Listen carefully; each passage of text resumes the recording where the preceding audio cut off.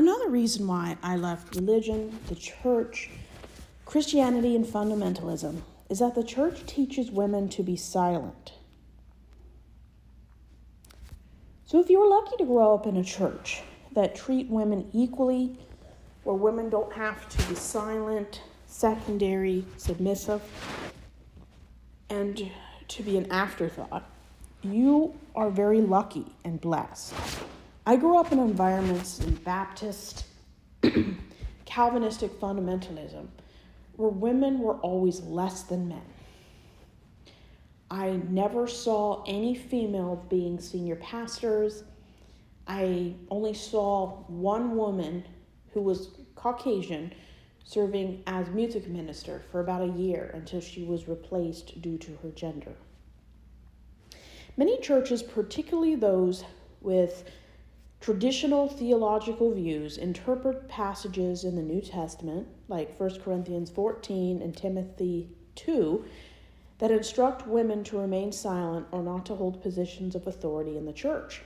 However, the interpretation of these verses is debated among many different denominations. So what are some common arguments and interpretations?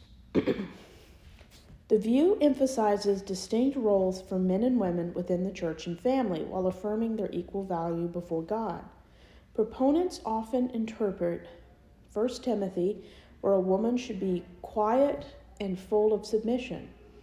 I do not permit a woman to teach or to have authority over a man. She must be silent, to mean that women should not hold teaching or leadership roles in churches due to this interpretation of the New Testament. Regarding 1 Corinthians 14, which states women should remain silent in church, they are not allowed to speak. This pushes into the forefront inquiring about women autonomy and their ability to be equal with men. Other people interpret silence in 1 Corinthians as addressing a specific issue of disorder within a disruptive church, where women in Corinth were disrupting the traditional biblical pursuit of service.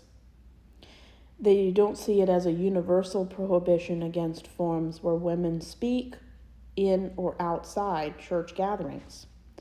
Egalitarian interpretations, some churches with these opinions view passages as misinterpreted or misapplied in modern contexts, such as 1 Corinthians 11:5, which mentions women praying and prophesying in church as evidence that women were not intended to be entirely silent in church gatherings. Some scholars argue that 1 Corinthians 14 were addressing specific cultural issues and disorders within a specific church, such as women shouting questions across several seating areas rather than a general rule for all churches. Another interpretation follows judging prophecies or disrupting chatter rather than complete prohibition of women speaking and participating in any way in church. In summary, Christians holding a complementary view often interpret biblical passages as limiting women's roles in teaching and leadership within the church based on their interpretations of male headship and submission.